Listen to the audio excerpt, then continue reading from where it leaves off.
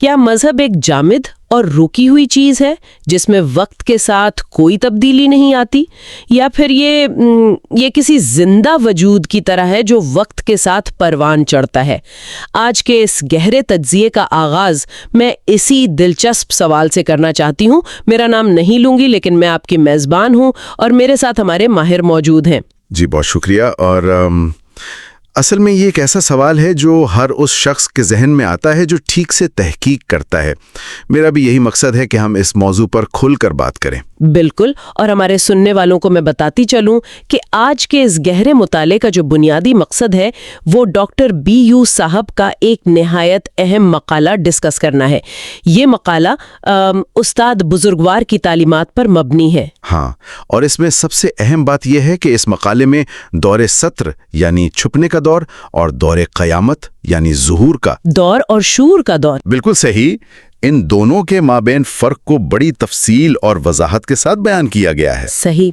और यानी हमारा आज का मकसद इन भारी भरकम मजहबी इस्तिलाहात को बिल्कुल आसान ज़बान में समझना है और ये जानना है कि वक्त के साथ मजहबी ढांचे कैसे बदलते हैं और क्यों अक्ल और मंतक जो है वो किसी भी किस्म की बेजा तकलीद से बेहतर है। वाकई अक्सर हम देखते हैं कि लोग जब मजहबी तारीख की बात करते हैं ना, तो वो उसे पुरानी पाबंदियों में कैद कर देते हैं, लेकिन उस्ताद बुजुर्गवार की तालीमात इस बात को वाज़े करती हैं कि मजहब का तसव्वुर बहुत मुतहर्रिक है। तो चलिए इसको खोलते हैं, क्योंकि आज के हमारे इस सोर्स मटेरियल में ऐसी हैरत अंगेज बातें हैं जो मजहब को देखने का नजरिया ही बदल सकती हैं।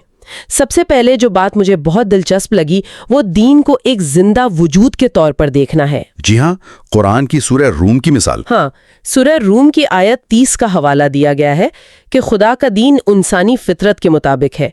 इसमें एक बेहतरीन मिसाल है, जैसे इंसान आगाज में एक नुक्ता होता है, फिर खून का लोथरा बनता है, फिर बच्चा, जवान और आखिर में बूढ़ा होता है। सही, बिल्कुल इसी तरह मजहब भी इर्तिका के इन्हीं मराहिल से गुजरता है। ये अचानक एक दिन में नहीं बन जाता। देखें, इस इर्तिका को मजहबी तारीख में मुख्तलिफ अदवार यानी साइकिल्स में तकसीम किया गया है। खुदा का दीन नातिकों मतलब बोलने वाले पैगंबरों के जरिए परवान चढ़ता है।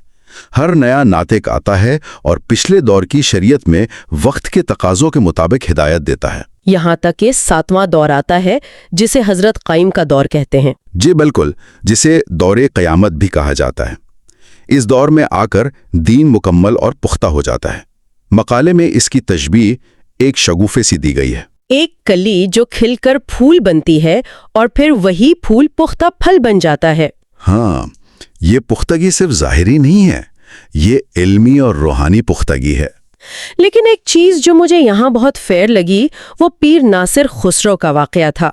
जब इल्मी पुख्तगी की बात आती है तो मकाले में नासिर खुसरो की किताब वजह दीन का जिक्र है। हाँ, वजह दीन बहुत अहम हवाला है ये। वाकई, और हैरत की बात यह है कि सोर्स में लिखा है कि उनकी एक और किताब ज़ाद अल मुसाफिरीन इस कदर आला है कि अगर इसे मशहूर यूनानी फलसफी अफलातून की कब्र पर पढ़ा जाए तो अफलातून की मिट्टी भी उसकी तारीफ किए बिना न रह सके। बिल्कुल, मतलब अफलातून इतना बड़ा फलसफी था, उसकी कब्र पर ऐसी बात कहना कोई छोटी बात नहीं है। इससे पता चलता है कि उन्हें अपने इल्मी म्यार पर कितना भरोसा था।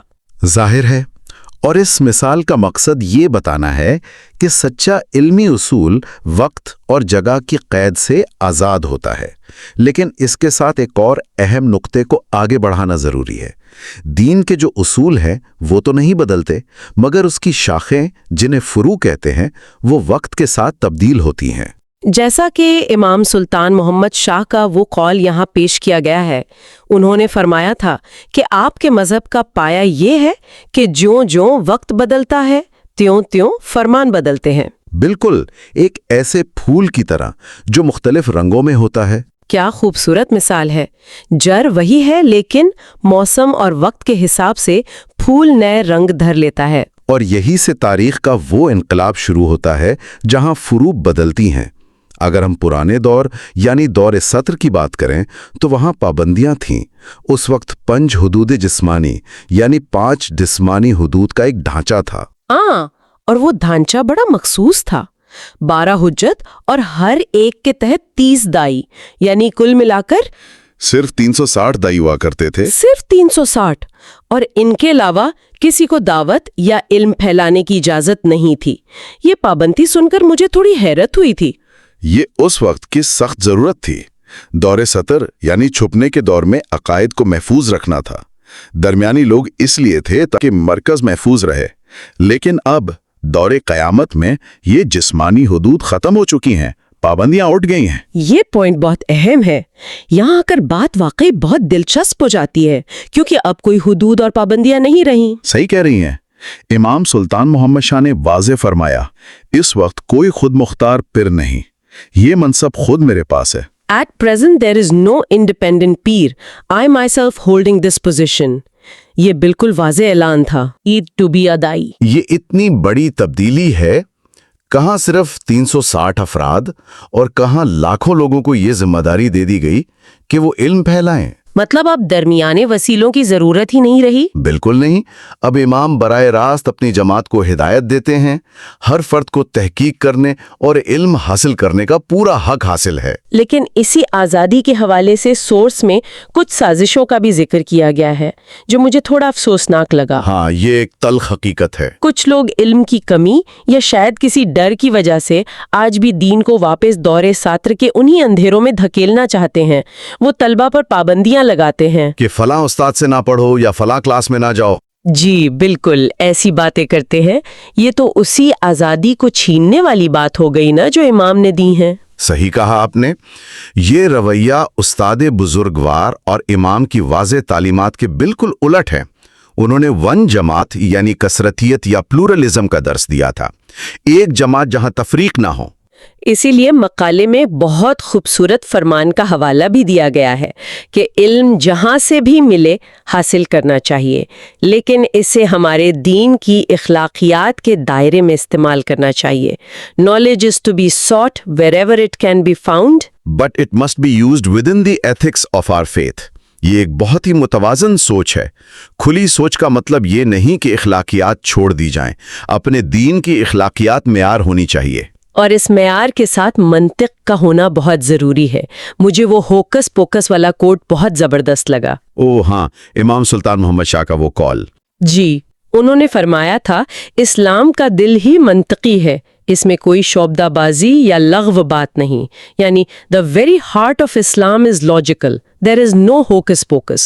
There is no nonsense. یہ کوٹ اپنے آپ میں ایک مکمل دلیل ہے۔ خدا کا دین کسی بھی قسم کی اندھی تقلید کا نام نہیں ہے۔ استاد بزرگوار اپنے شاگردوں کو سختی سے سمجھاتے تھے کہ میٹھی میٹھی باتوں اور جوشیلے دعووں میں آ کر دھوکہ نہ کھائیں۔ یعنی لوگ لاچے دار گفتگو سے متاثر ہو جاتے ہیں۔ بالکل، اور استاد بزرگوار کا زور اس بات پر تھا کہ علمی استحقاق یعنی میریٹوکریسی کو سامنے رکھا جائے، کھوکھلے دعووں کو نہیں۔ جب تک کسی چیز کو عقل اور تحقیق کی کسوٹی پر نہ پرکھا جائے، اسے آنکھیں بند کر کے قبول نہ کیا جائے۔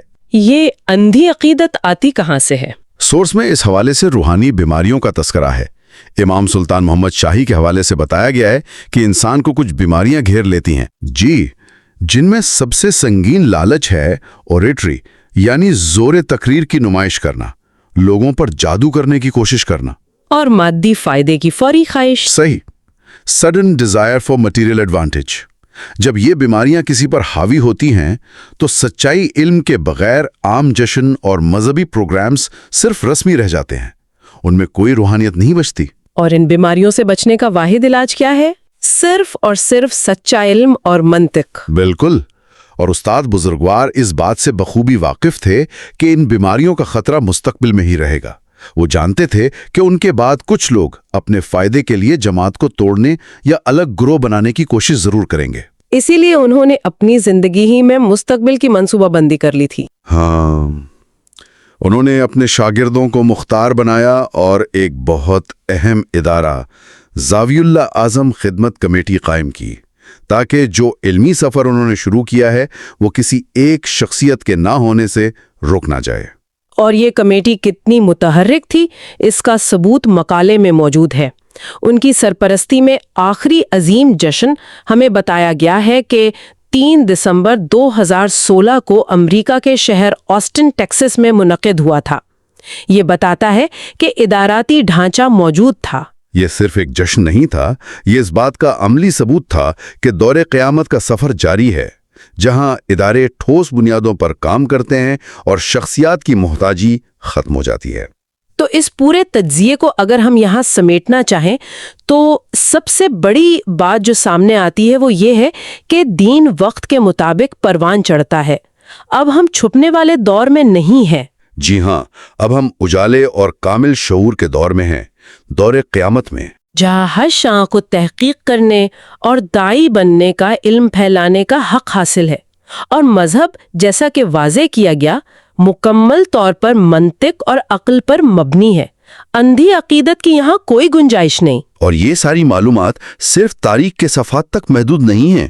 آج کے دور میں جو ہم جی رہے ہیں یہ ہمارے لیے ایک سبق ہے، ایک ایسی دنیا میں جہاں ہر طرف مس انفارمیشن پھیلی ہوئی ہے اور لوگ بہت آسانی سے اندھی تقلید کا شکار ہو جاتے ہیں۔ بالکل، سوشل میڈیا پر تو یہ بہت عام ہے۔ وہاں علم کو جہاں سے بھی ملے حاصل کرنا، اسے عقل، منطق اور ایتھکس کے ساتھ آزمانا ہی سب سے بڑی طاقت ہے۔ واقعی یہ تجزیہ ہمیں بہت کچھ سوچنے پر مجبور کرتا ہے، اور اسی سے میرا وہ آخری فکریہ سوال پیدا ہوتا ہے جو کسی بھی سننے والے کے ذہن میں آ سکتا ہے۔ ضرور، کیا سوال ہے؟ اگر مذہب واقعی ایک زندہ وجود کی طرح بڑھتا اور پروان چڑھتا ہے، اور آج ہم اس روشن دور میں ہیں جہاں ہر کسی کو علم پھیلانے یعنی داعی بننے کی آزادی دے دی گئی ہے، تو ہمیں خود سے یہ سوال کرنا چاہیے، کیا ہم آج بھی پچھلے زمانے کے اندھیروں، ان پابندیوں اور دور ستر کی بند ذہنیت سے بندھے ہوئے ہیں؟ یہ واقعی ایک گہرا سوال ہے۔ یا پھر ہم نے اپنی سوچ کو نئی صدی کے اجالے